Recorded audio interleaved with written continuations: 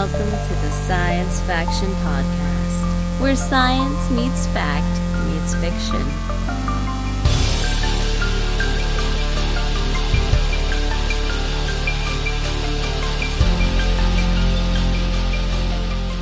This is Science Faction for the week of September 14th, 2025. I'm one of your hosts, Stephen Dominguez, and with me today, two individuals that are super excited about planetary news. I'm Benjamin Daniel Ellis. I'm really excited about planetary news. What news? Oh, this planet! Devon Craft. So much news on this planet. Yeah, lots of news. Wild, weird, wild stuff. Hi, gentlemen. It is Sunday night. We're recording at our new time. No word yet if Renee's going to jump scare us during this episode, but maybe she will. We don't know. It's fine if she does. Five Nights at Renee's. Oh, jeez. Have you played that game? That Five Nights at Freddy's? I played a little bit of the first one. Yeah. Okay. Yeah. Is it just jump? Yeah, I've never played. Is it just jump scares? Kind of. I mean, the first one's okay. So I know very little about the entire series, but one of my son's best friends is like way into it and talks at length about it to anyone who will listen. As kids do. Yeah. Yeah. Which I mean, just the passion for the Five Nights at Freddy's franchise.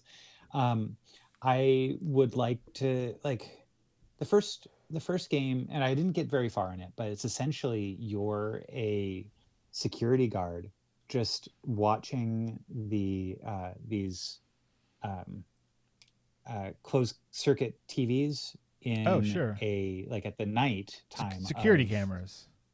Yeah, security cameras during the nighttime at a Chuck E. Cheese like place. Ah, the old rat casino. Yes, the old rat casino. And so, yeah, which I think that's a great name for this episode. This is a rat casino. This whole episode. Did like the I'm guessing the animatronics move around, come to life, that kind of thing. Yes. So what's the some of them the gameplay then? Just looking at the screens? Yeah, you're looking and then you also have the ability to like close and open some doors, turn on some lights, turn off some lights, that sort of thing. Okay, so you have some remote manipulation of things. Yeah. All right. Now, mind you, I've only played the 3DS homebrew version of the first Five Nights at Freddy's. Hipster. What? Come on. But from what I've heard, it's like, oh, this is actually like really close to the PC original. I'll only play Monopoly if all the pieces are carved from walnut by an 87-year-old man. Yeah. Why you're saying that like that's weird, Steve? I mean, Devon, bring us back to reality. I've told you this. On several occasions. This is crazy. Devon, tell us something about your life that's normal. Normal? Yeah. Oh no. I mean, have you guys been paying attention to the news lately? I mean, it's kind of hard not to. I mean, yeah, but we don't have to talk about that, do we? What part of it specifically? Because most of it no, but some of it yes. Well, I mean, the pending civil war. Basically. Oh, yeah, of course. Oh, are we even allowed to talk to you anymore? You're in Texas. I think this is illegal. This is an illegal podcast now. No, I mean, just mostly just things about politics. And I kind of I wanted to rant about politics because I always do. Yeah. And this week is particularly galling. Yes. And then there's someone I don't have a lot of friends here in Tyler. I have acquaintances. Mm-hmm. I mean, I'm sure people I have a group of guys I play games with. And one of them in particular, his wife is friends with Jen, and so they hang out a lot. And so him and I kind of hang out every so often. And he's definitely conservative. and he's been posting things on Facebook lately, and I do not respond to things on Facebook. I don't post political things because you're not going to change anyone's mind. You're just going to get like pulled into a fight that no one's going to learn anything. It's not going to be worth it. Yeah. I really wanted to respond to some of the stuff he posted today because it's just like very just not helpful. Yeah. In a time when we should all be coming together and trying to see what makes us, brings us together as Americans rather than further dividing ourselves. Yeah. Yeah. Some which is people hard to are do not because- interested in that, surprisingly. Well, and just, yeah. Yeah. And like what I would love to point out, which is going to sound again like taking sides, but it seems to me that just about every prominent Democrat has condemned political violence and said we need to come together, we need to work this out. And yet there is more than one. There's one in particular Republican leader in the White House. We got it. Who wants none of that. Yeah. He does. Oh yeah. Not Yes. So while I don't want to, that's the problem in having this conversation is you want to be like, look, let's all calm down. Your side is wrong. It's like, I don't want them to do that to me. And it's Right. very hard not to do that to them. Yeah. And so I'm like, again, everybody just calm down. Everybody take a step back, but it's not going to happen. And it's just going to get worse and worse. And it's very frustrating. I've got a good way week- to segue away from this. But Ben, go ahead. Oh, Ben. you want to segue away from it? I had 'Cause to I was bring it gonna up di- because I was that going was to dive all- right that's in. what was on my mind. And I was like, I need to bring it up because I wanted to bring it up. But I also I have know like a that it's real not life fun to talk story about, so Yeah, I have a real life story that totally ties into this. Go for it. Give us your story. All right. So, as you know, I'm a crossing guard at a school, and I'm there with one of the, like, in the morning. I'm also the person that puts up and takes down the flag during the day. Okay. But I do it after I'm done crossing the guard, doing crossing guard stuff. So this lady parks in a staff parking spot, walks up to me and another one of the staff members and says, "Hey, excuse me, are you the principal?" to the woman saying next to me. She goes, "Oh no, I'm the counselor here. Is there something we can help you with?" And she says, "Well, I heard that the flag wasn't being put up here." I said, "Oh, hi, I'm Ben. I'm responsible for doing that." And she looked at me kind of weird. Now, maybe it was because I was wearing at the time a very large rainbow hat, but It's for visibility. It's so people can right, it's see for you visibility. because you're in the middle of traffic, Exactly. and it's fun for the kids. And it's not Yes, always a yeah. rainbow hat.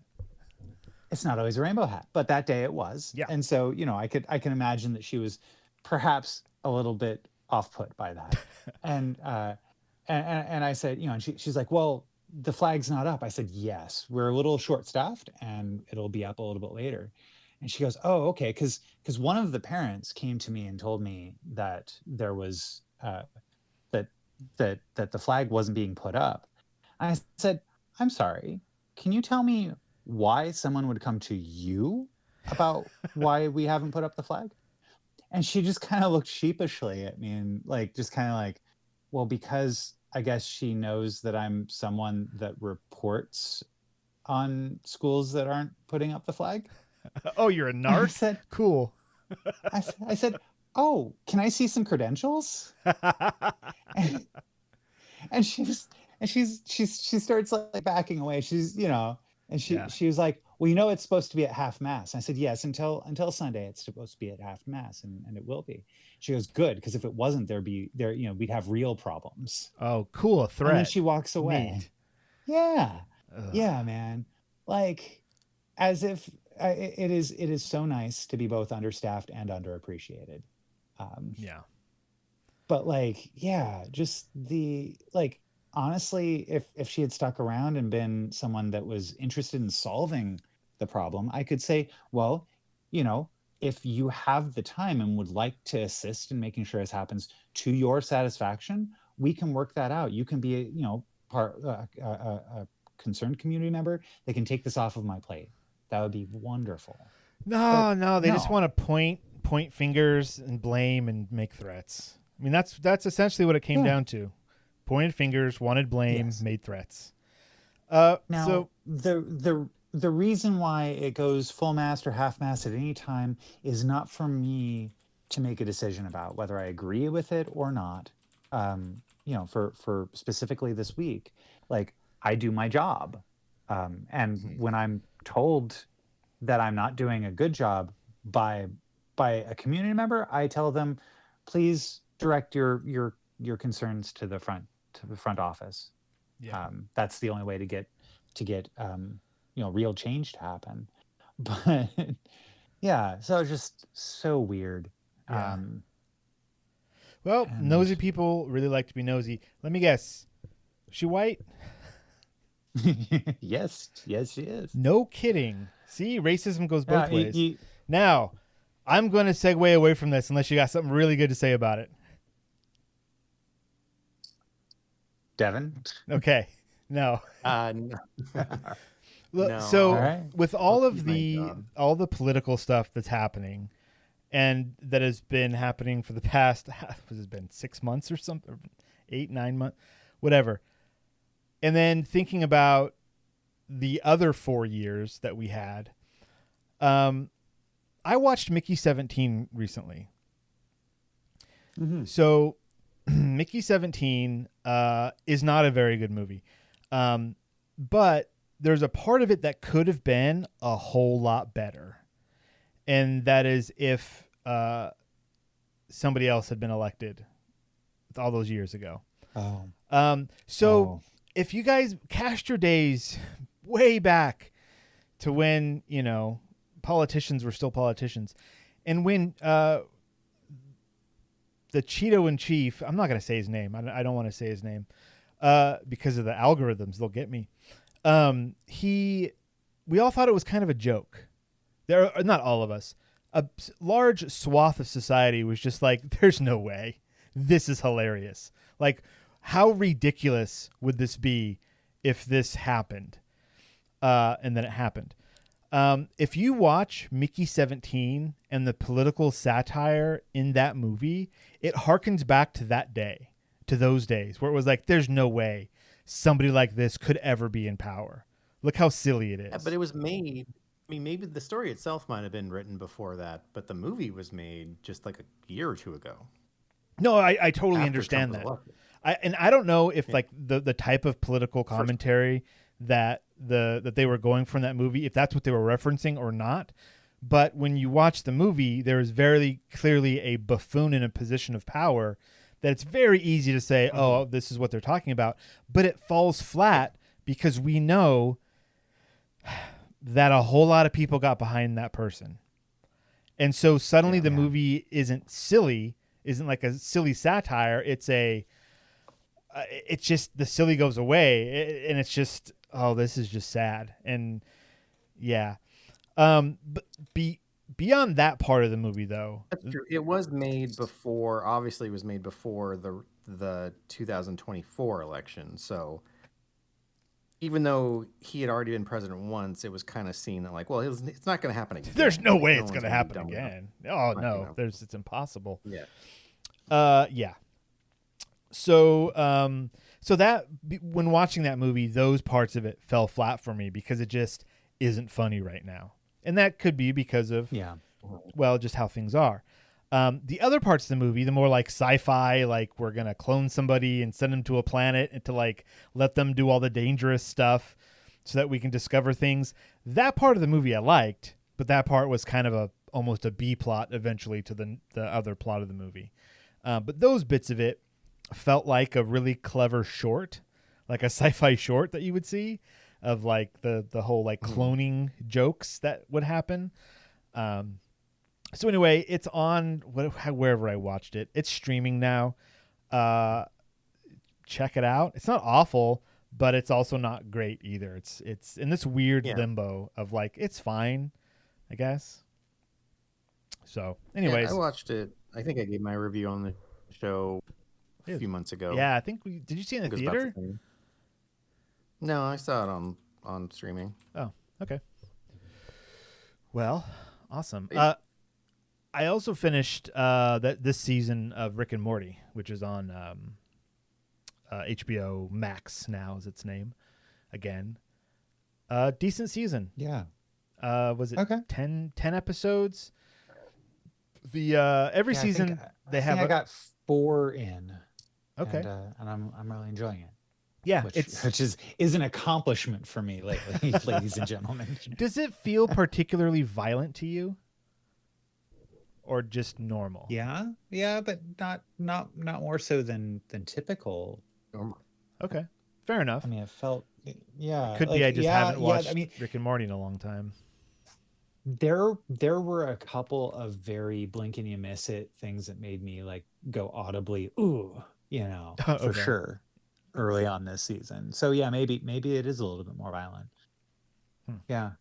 Well, All right. the couple of lore-heavy episodes I thought were decent, and all the others were Rick and Morty. So it's fine. That was a solid like B- season for me. It's above average, but not by much. Anyway, what else is going on, guys? Anything? Or should we move on? I got my COVID booster Friday night. Heck yeah. And I recommend everybody, if you're interested, get it while you can. And there's a cheat code for this, right? There's a little bit of a cheat code for it. If you get any questions, now I didn't have to do this. If you get any questions about stuff, you can say that you have asthma. Nobody's gonna check. Yeah, that's one of those non-checkable yet serious diseases that. Right. See, here's the thing. Yeah. We're getting different, like, again, all this political nonsense. We got the complete wrong person in charge of our health now, or the CDC stuff. And I keep thinking to like, okay, those are, recommendations that are supposed to be from a bunch of doctors. But, if you still go to your doctor, they still want to keep you healthy, right? An honest doctor still wants to find a way, big wink, wink, winks and nudges here. They want to find a way to keep you healthy. The good ones do. So, maybe you've got asthma today because you need a booster shot. Maybe it's one of those asthmas that comes and goes. Who knows? Just keep that in mind. And also, I don't think I would have a problem checking. You wouldn't have a problem with what? I mean, I don't think the supply here is like dwindling. Like there's too much demand. Yeah, where you're at. That I would need to fake. But I would need to fake a malady in order to jump ahead in line. Yeah. So if you're thinking about your COVID booster, take Ben's advice. Yeah, just if you're interested, I'm not interested in getting sick. I've already had my flu shot. I've had my COVID shot. Now, I had a very mild reaction to the COVID shot this year, which in previous years I've had kind of a pretty solid, pretty terrible reaction sometimes. Oh, bummer. Well, I mean, better than when I had COVID. That is for certain. It's crazy how differently it affects people. Like my kids, it's like a cold. For me, it's like a fever with a low flu. For Martine, deathbed for like a week, and then finally she comes out of it. It's just wild how that happens. Anyways, looks like we're roundabouts 19 minutes in. So we need to get to the good stuff. This is a podcast about science and science fiction. If you've forgotten, it's time for Future or Now. Now. Thank you. Who wants to go first? I want to hear from Devon. I do too. Devon, this is the big one, I think. So don't go wrong. Yeah. So this will be This Week in Space. So I I knew there was going to be an announcement from NASA a couple days ago, but I wasn't following it. And then yesterday, the day before, I saw that there were like multiple posts by people I follow on YouTube about this, which is a potential discovery of biosignatures on Mars. Oh wow. And it's funny because it comes from a sample that was gathered a year ago. And I even, when I Googled to find a news article about it, I found an article from a year ago that said a lot of the same stuff that articles are saying now. It's just now they've done more, I think now they've just done more research and they're more sure about the findings. So it's a news item now, but it's from a sample that was collected a year ago. So what it is a sample from the Perseverance rover that is on Mars currently. And it's about a rock taken from the, I'm not going to be able to say it, Shayava Falls? That's pretty good. I think Shayava Falls. That makes sense. Shayava Falls. The sample, called Sapphire Canyon, contains potential biosignatures according to a paper that was published Wednesday in Nature. Actually, that's also, I went to the journal in the Nature, and it had the full article, the full paper, and I was like, oh, I'm not going to read all that. But too much science. The actual paper, the actual paper is available. Like there's graphs and charts and stuff. I'm like, oh, just tell me. So I'm actually using NASA's website, nasa.gov, for this release. That's still around. Awesome. So a quote from the acting NASA administrator Sean Duffy: "This finding by Perseverance, launched under President Trump in his first term, is the closest we have ever come to discovering life on Mars. The identification of a potential biosignature on the red planet is a groundbreaking discovery and one that will advance our understanding of Mars. NASA's commitment to conducting gold standard science will continue as we pursue our goal of putting American boots on Mars' rocky soil." I'm getting red flags from that statement. Yeah, so I linked to another article because this article from NASA about the actual discovery, which I will get to in a second. I also linked to an article from Futurism, which is NASA announces possible discovery of life on Mars by comically sucking up to Trump. So the byline is, "This is just sad." Yeah. So it is. Okay, it's very sad, but we'll get to the actual science. Okay. So it's about, obviously, what was found in the rock itself. The rover's instruments found that the formation's sedimentary rock are composed of clay and silt, which on Earth are excellent preservers of past microbial life. They're also rich in organic carbon, sulfur, oxidized rust, and oxidized iron and phosphorus. It's a rock that has like these spots on it that they call cheetah spots, which are the deposits. And then so basically what they found is what could be basically excrement from biological life in order to get these compounds. There are other ways to get the compounds, but either through acids or through heat, but there's no sign that this rock has gone through those conditions in the past. So it seems like the best explanation for finding these organic compounds would be through life. So they collected the data through PIXL, which is Planetary Instrument of X-ray Lithochemistry, and Sherlock, scanning habitable environments with Raman and luminescence and organics and chemicals instruments. While investigating Shayava Falls, an arrowhead-shaped rock measuring 3.2 feet by 2 feet, they found what appeared to be colorful spots. Spots on the rock could have been left behind by microbial life if it had used the raw ingredients, the organic carbon, sulfur, and phosphorus in the rock as an energy source. Wow. Wait, so like rock bugs? No, just so this is all like leftover. We don't have direct evidence of what the bacteria itself would be. Right. So because we haven't been able to bring it back. Bacteria. Yeah. It's not like the potential fossil of bacteria we found in Antarctica from Mars. This is just what would be left behind. So it's just the chemical components that would indicate that life was there at one point. Right. And so not only we don't have direct evidence of the microbe, we obviously can't analyze it to know if it's, its genetics, if it comes from the same origin of life is from Earth and it's panspermia, or if it has its own completely separate origin of life. But we can't do any of that. And right now we're just analyzing the compounds they found and trying to decide whether that means there was life there. But I thought you said that those compounds derived from rocky stuff. Was that incorrect? Like, no, it does. That's what they would use as the energy to get. So you have to have. So the microbes so you have the fed organic compound. So here. All right. So the combination of these minerals, which appear to have formed by electron transfer reactions between the sediment and organic matter. So you need organic matter and non-organic matter, is a potential fingerprint for microbial life, which would use these reactions to produce energy for growth. The minerals also can be generated abiotically or without the presence of life.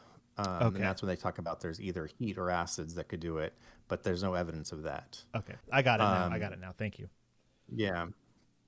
The discovery was particularly surprising because it involves some of the youngest sedimentary rocks the mission has investigated. They used to think that they'd only be able to find it in older rocks if there was life on Mars. Astrobiological claims, particularly those related to the potential discovery of past extraterrestrial life, require extraordinary evidence, says Kate Stack Morgan, Perseverance Project scientist at NASA's Jet Propulsion Laboratory in Southern California. Getting such a significant finding as a potential biosignature on Mars into a peer-reviewed publication is a crucial step in the scientific process because it ensures the rigor, validity, and significance of our results. And while abiotic explanations for what we see at Bright Angel are less likely, given the paper's findings, we cannot rule them out. And actually, this goes into how they use a scale for determining a standard of evidence for this, which is kind of interesting because it has a graph of showing how you would eliminate a certain hypothesis, but I don't have to go into that, but it's a cool graph. That's cool. Yeah, that's about it. And we'll have links in our show notes, of course, if you want to see said graphs. Okay. Is that it? You good? That's it. Yeah. Fantastic. All right. So interesting. Hold on. What do you think, Devon? You think this is Mars stuff? It's real? I think that, and first of all, I don't understand it that well, which is probably also why me explaining it led to some confusion because I'm not a chemist. And so the main thing I understand is that scientists who know what they're talking about have analyzed this and think it's very good evidence that there used to be life on Mars. And I trust them, and it sounds like they know what they're talking about. And overall, I think it makes sense that life would be more than one place in our universe, of course, and that if the conditions were right for life to occur on Earth, and Mars is very similar to Earth, especially, in the earlier days of our solar system, that it would have similar conditions to give rise to life. And so it doesn't surprise me. I'd expect that we eventually find life, hopefully everywhere in the universe. It would be awesome to find life on Mars, especially if it comes from a different origin. That's obviously the big one we've talked about before. If you can have two separate origins of life in the same solar system, the odds of life being elsewhere in the universe are going to rise exponentially. So, right. But no, I think it sounds legit, and I hope they can one day confirm to a high degree of scientific certainty that it's a probability. That's the word I was looking for. A high degree of scientific probability that it's actually evidence of past life on Mars. I guess it would also give us a target as well. Okay, if we're going to send another thing, let's send it there to get different kinds of samples for different testing, blah, blah, blah, to see and, move the science forward. That would be awesome. Mm-hmm. Okay. Ben? I would. Yeah. Yeah. No, I agree. I had some other random thought, but it's not worth the journey to get there. Okay. Let us know if you I have remember. to explain this and this just to make some dumb observation. No, let's move on. Okay. Ben, what you got? All right. So let's take a trip into the weird wide web, y'all.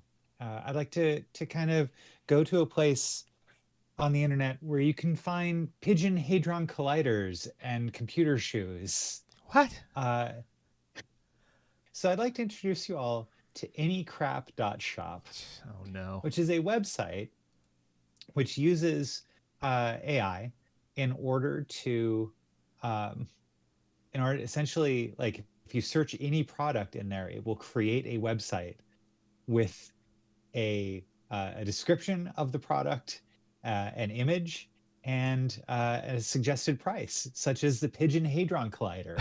It's a miniature particle accelerator Can I get this disguised as a 3D pigeon printed? coop. Can I get 3D No, printed and sent to me for real? This is No. pretty No. awesome. No, Oh. you cannot have it 3D printed and sent to you. But by accelerating pigeons to near light speeds within their enclosed environment, researchers can study high energy collisions without the need for massive infrastructure investments. Observed effects have included unexpected feather patterns and occasional wormhole sightings. And so anycrap.shop is just a funny site where if you type in anything in the search field, it will give you a result. Okay. And the product is conceptual and not available for physical purchase. This. So a music black. What? Go ahead, Devon. Go ahead. I typed in music black hole and it says the music black hole is an immersive audio experience device that generates sonic voids capable of absorbing unwanted musical genres. Insert earbuds into the central maw. Select a genre repellent setting and let the black hole devour cacophonous melodies. As sounds are drawn inward, users may report temporary auditory hallucinations of perfect harmony. Yeah. So what Very this good. this website looks like to me is a way to siphon data from people to generate products to actually make and sell at a later date. Because on this description is an I'd buy button or a crap button. They've got up votes and down votes for every single item. I'd wager that once enough, if this gets popular enough and enough data has been collected, and like, wow, 10,000 people like this Pigeon Hadron Collider, we should actually make a stuffed version or some version of it and then see if they would actually buy it from us. Wow. I mean, if you want a haystack full of needles, Stephen. It's interesting. It's an interesting idea. And the fact that like really cool. You put in whatever nonsense and it makes a thing for you. I mean, it's interesting. It's almost like the Rick and Morty like what's the cable interdimensional cable episodes. Yeah. Right? Like that's just what this is. And anyhow, the Weird Wide Web provides though crazy. of note is that the developer of it mentioned like, I was not expected to hit get so much attention on Hacker News, and suggested if you enjoyed wasting some time there to use the buy me a coffee link in the footer, because likely he'll have a lot of bills for the amount of attention that this has gotten. Yeah. There's some cool, I'm scrolling through it's a quantum junk, just a, listing. There's some like neat sounding and neat looking things. Some of them are complete junk, but some of them look cool. There's like weird little sci-fi devices and things. Yeah. Interesting. Yeah. Teleportation like a therapeutic 1 kilogram of lead.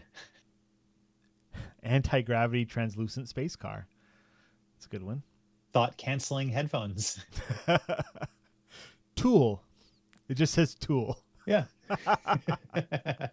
The quantum wrench is a handheld tool capable of temporarily bending physical laws during use. This allows users to loosen even the most stubborn fasteners by momentarily warping space-time around the bolt head. Although only effective within a narrow energy window, results are always satisfyingly dramatic. Yeah, some of this stuff's hilarious. Yeah. So Well done. if you're interested, check it out. Anycrap.shop.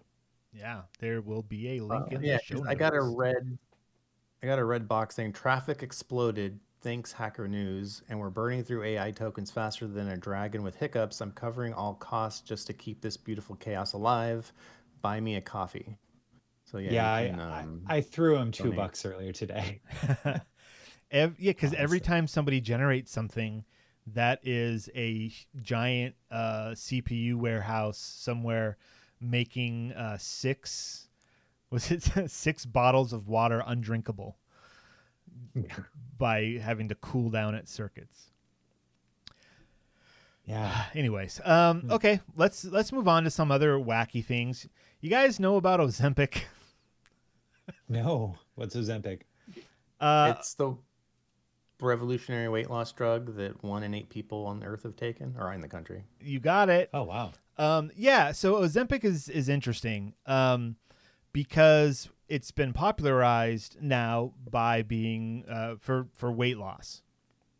And like my first question is like, how? Because this is like an injectable. Okay, so what science is happening to make the weight go away? And so I looked into it a little bit. So it was originally used to help manage diabetes. So this is, I'm getting this from Harvard Health Publishing, Harvard Medical School website, link in the show notes. This is so Ozempic is called a GLP-1 receptor agonist. Yeah, that's the technical name. So how do GLP-1s help manage diabetes? So it controls your blood sugar levels. Let's see. It lowers levels of glucagon, a hormone that raises blood sugar. It lowers blood sugar only when it's high, unlike insulin, which works regardless of glucose levels. So seemingly safer than insulin. So this glucose-dependent action reduces the risk of dangerously low blood sugar, making them a safer option compared to other treatments. The GLP-1 receptor agonists also reduce the likelihood of developing heart-related problems, such as heart attacks or strokes. This is also important consideration because diabetes increases heart disease risk. Okay, cool. So it sounds like this is a really good diabetes medication, and it has some awesome side effects. What else? So as people with diabetes start taking this, they notice that they're losing weight. So the medications slow down stomach emptying, keeping you feeling full longer. They also send signals to the brain that increase feelings of fullness, leading to reduced food intake. So it keeps the food in your stomach longer, and you just don't feel hungry as much. That's crazy to me that it can just do that. And so then there's also the side effects, nausea, vomiting, diarrhea, constipation, abdominal discomfort. But apparently they're all super low. And it's really not a big deal. Go ahead. Yeah, I've known people who've taken it, who've like, trying to think of, or maybe I know at least one person who's taken it and they've actually had a lot of side effects. Oh, and okay. so couldn't keep taking it. But Wow. generally, if other people, I don't know anyone else who's taken it, but I've known people who say they know people who's taken it, and everyone Okay. else has been like, oh yeah, there's no problem. Like, it's no big deal. So it's like, well, the one person I knew who's taken it did have a lot of major side effects and had to stop taking it. But other than that, I've only heard most people are like, it's no big deal. Yeah. The most effective. So there are different. So Ozempic is like the name brand. There's other ones. So they're prescribed at a higher dose for obesity. So if you are now taking this drug for obesity, you get a different dose. And they're called Saxenda, Wegovy, Zepbound. They all have their own fancy names. But they are FDA approved for weight loss. Okay, so now that we know what it is, now we can get to the article that I want to do. Which is 1 in 8 Americans have already tried Ozempic and similar weight loss medications. This is from Science Daily. It was published on September 14th. Nearly 12% of Americans have used GLP-1 drugs for weight loss, including about 1/5 of women aged 50 to 64, according to a new RAND report. Surveying a nationally representative sample of 8,793 Americans, researchers found that 11.8% have used GLP-1 agonists, and 14% say they are interested in using the drug. Meanwhile, 74% say they do not plan to take the medications. Let's see. The report is the most recent and largest survey to date that estimates how many Americans have used a drug that have revolutionized weight loss care. The report outlines the use of GLP-1 drugs by both age and sex. The use of Ozempic and other GLP-1 medications has increased sharply in recent years since studies demonstrated the drugs can help people significantly aid weight loss. Since 2020, the number of prescriptions for the drugs has more than tripled. Just kind of interesting that like this thing that I had heard about is now like a ton of people are taking it and it appears to be working. Like, I don't know. I don't know what it is about things like this. I just find it very interesting. We made a drug. We did it. We made the drug to get skinny. I knew we could do it. Way to go. I think you have to keep taking it though, right? Like if you stop taking it, the effect goes away and you'll gain weight again. The effect goes away, so you will no longer feel full longer. You will no longer not get hungry as often. You'll go back to how you were before. So if you don't change anything, you'll just slowly go back to how you were before. I don't think it says in here anywhere like how often you take it or that kind of stuff. No, it's not in this article. I'm going to say it's like once a week. I'm not sure. Yeah, I don't know. Last time I had a checkup, my doctor asked if I was interested. And I didn't know anything about it at that time. And I was like, no. Because I went in there and he's like, scale's gone up. I was like, I know. He's like, you got to get it. You got to get a handle on that. I was like, I'm trying. Once per week. Once per week? Yeah. Once per week. So he offered it. He's like, you want this? I was like, I don't know what that is. I mean, we talked about it a little bit. And I was like, no. He's like, hey, come here. And he like opens it's the good stuff. I don't know. No, that's good. That's good. You cut out a little bit as you were telling your joke, but I got it. Yeah. Just so the way you're like, my doctor offered it to me. Like he didn't prescribe it. He didn't say I needed it. He didn't like. He's just like he offered it to me. Like, oh, he's I got this other stuff if you're interested. Like, yeah. You want the good medicine or you want the crap that's cheaper? Like, give me the good stuff. Yeah. I am kind of interested in trying it just to try it because the side effects, like, I don't know. So I have this thing. We're already at 43 minutes. I don't want to get into a big thing. I very easily stress eat. I love to stress eat. If I'm stressed out, boom, got to eat something. We live in very stressful times, so it is a constant struggle. And so now I'm thinking like, maybe next time I go in, if he offers it again, because I've changed my eating habits and so forth, and I've gone down significantly, for me at least. So we'll see what happens. Let's take a break because we still have book club and time is running out. So we're going to take ourselves a little break, and when we come back, we are talking about When the Yogurt Took Over by John Scalzi. So we'll be right back. Oh, wow. Another free listener. Incredible. Look, I love that you're here, but let's be real. You could be getting so much more. Bonus episodes, unfiltered takes, behind-the-scenes chaos. All you have to do is join our Patreon at patreon.com/sciencefactionpodcast. Or don't. But if you don't, just know that somewhere in a parallel universe, a better version of you already has. And we're back. Heyo. Devon? All right. I guess, yeah. What's up? Hear me? Oh, there he is. Okay. Yeah, now I can.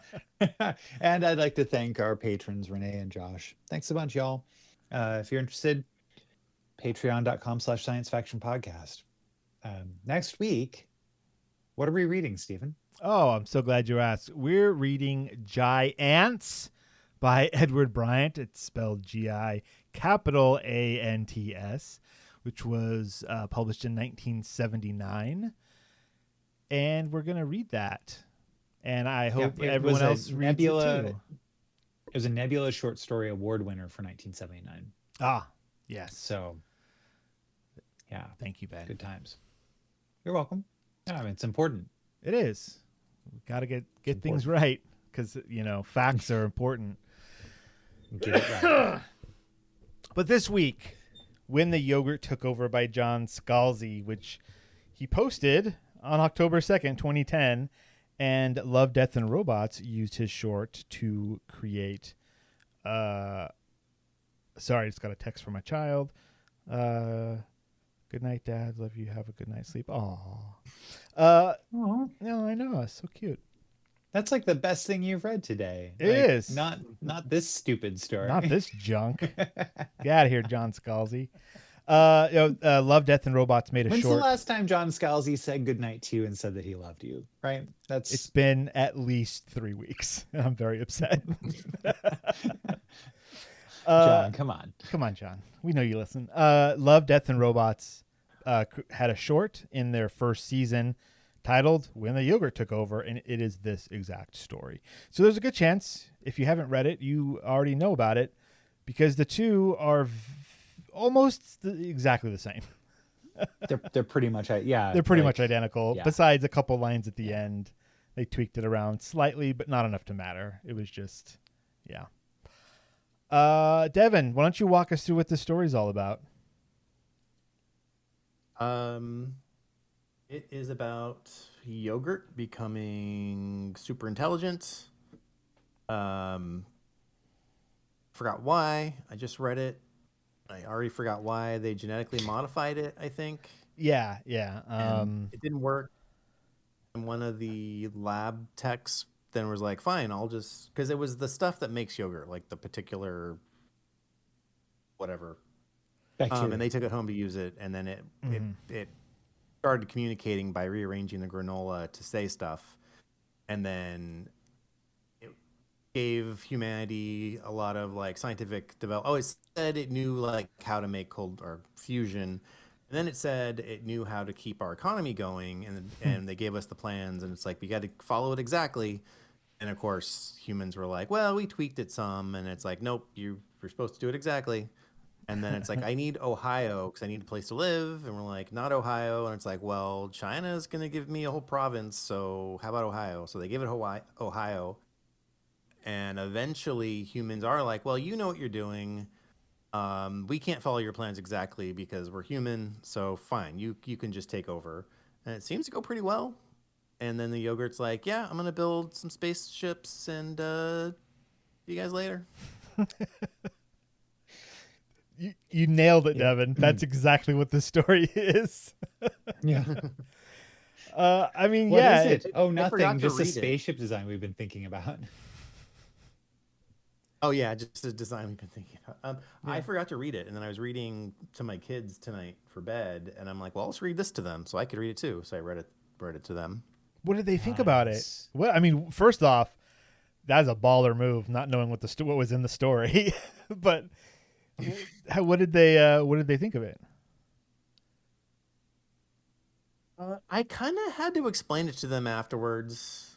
What did they say? I think they were like, oh, well, why didn't someone stop the yogurt? I'm like, no, the yogurt's good. It helped us. Like, yes, it took over, but we kind of let it because it knew what it was doing. Like, why would we want to fight the yogurt if it could help us? So they were thinking like as an invasion type thing, and I'm like, well, no, like follow the story. Like it was a good thing. Your kids are conservatives, and you were giving them a progressive idea. Yeah, while in Texas. At least it ended with them deporting the yogurt to space. Yeah, that's right. We're going to build a wall, and then we're going to deport them to space. Yeah, I mean, as far as the story goes, you nailed it, Devon. It was just interesting how, like, it's short and it's silly, but yet it's very entertaining. I actually had my kids watch the Netflix short because they were complaining about how bored they were. And I was like, here, come here, watch this. And I was taking a gamble too.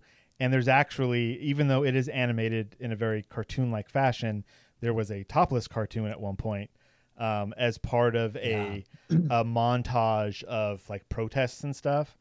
And they were like, oh, and I was like, yeah, it's okay. No, it's fine. But they really didn't say too much about it. That was a pretty baller afterwards. move, dude. Like, hey, like you got to showing take Love, risks. Death, and Robots of any kind to your children. We watched another one after it too. We watched the one where the civilization grows in the freezer.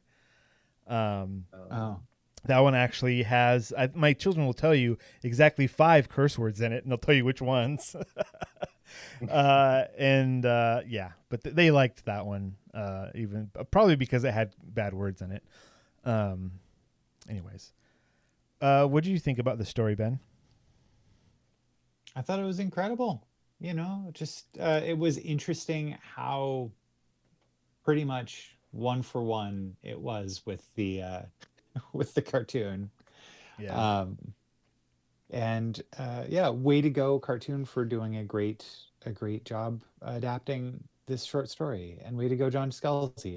It's a really propulsive story that keeps you moving through it. Like, very quick read, very easy. Oh yeah, and very fun. I really liked the bit. And Devon, you've messed with the timeline a little bit on things, which doesn't matter. But when it was before they, I'm so sorry, after they got Ohio. Yeah. Once they purchased, or they wanted Ohio as payment for giving them fusion. And then that's when they gave humanity the whatever it was, the economic plan. Yeah. And so I liked at that point, I liked that, like, this unknown thing that has already proven itself is now going to say, hey, here's how to fix this. And the government still messed it up. It took 5 years, and it says, we told you not to deviate from the plan.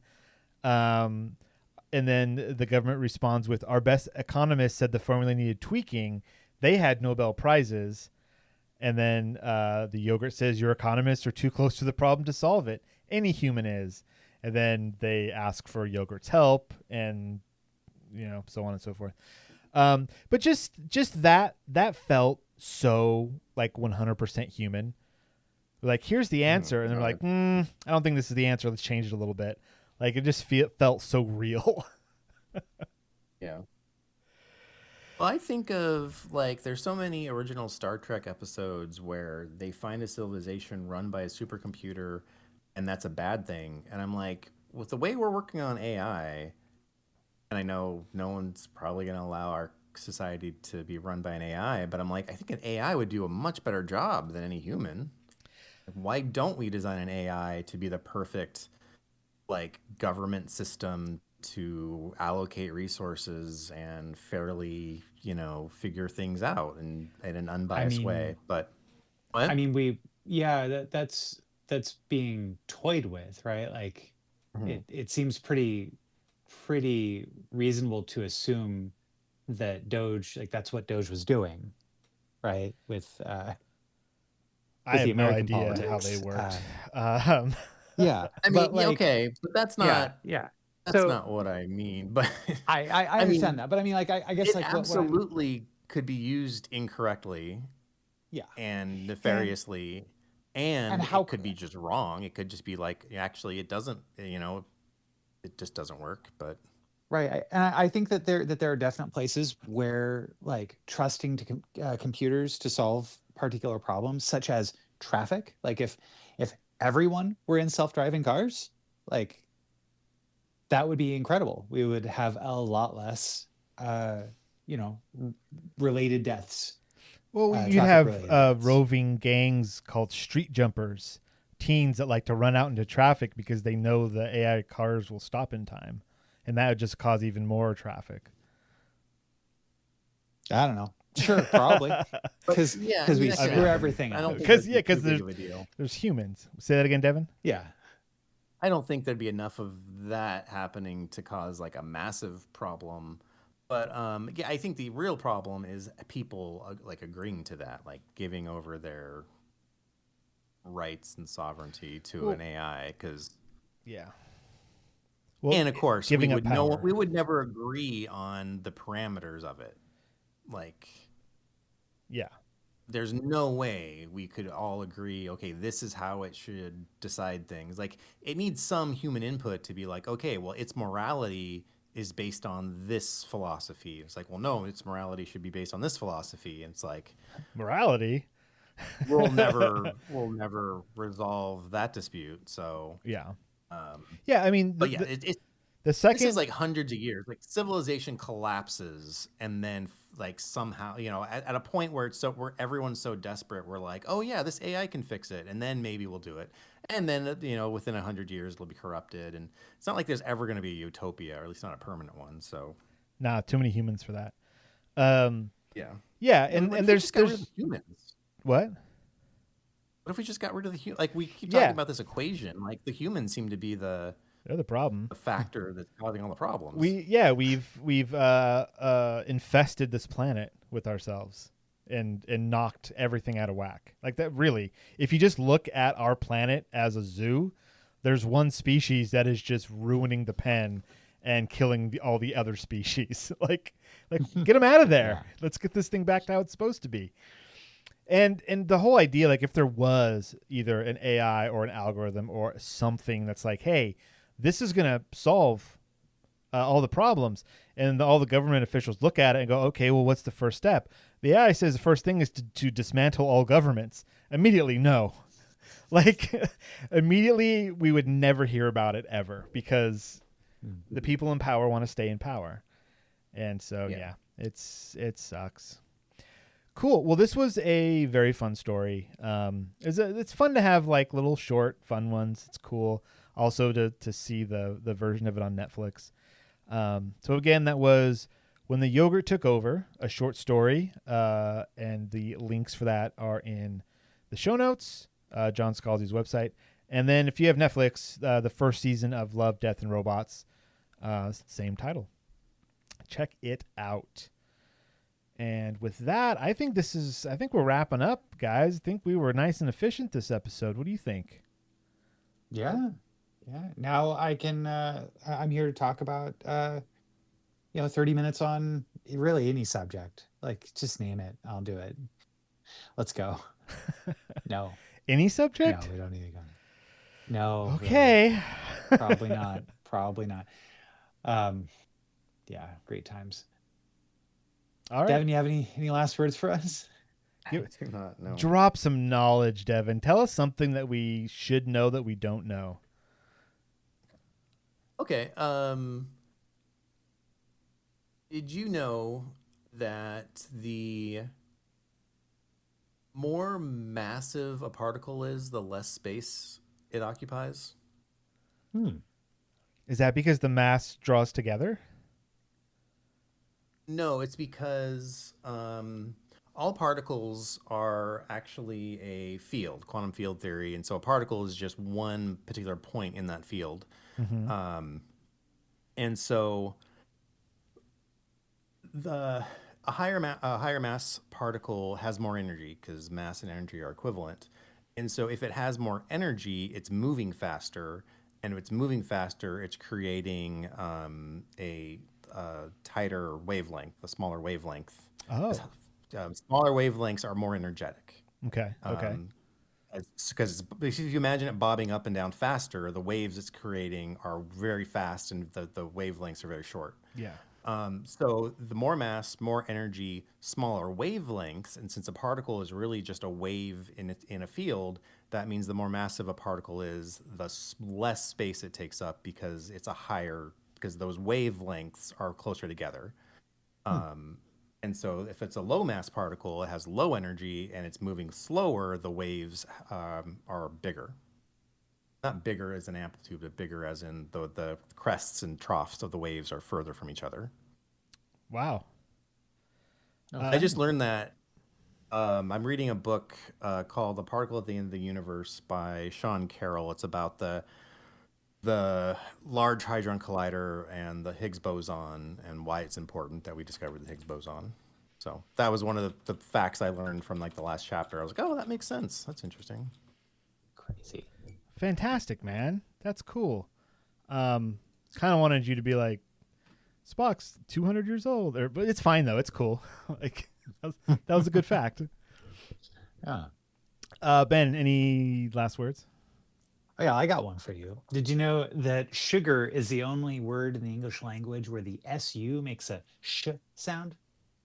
I'm pretty sure about this. Good night, everybody.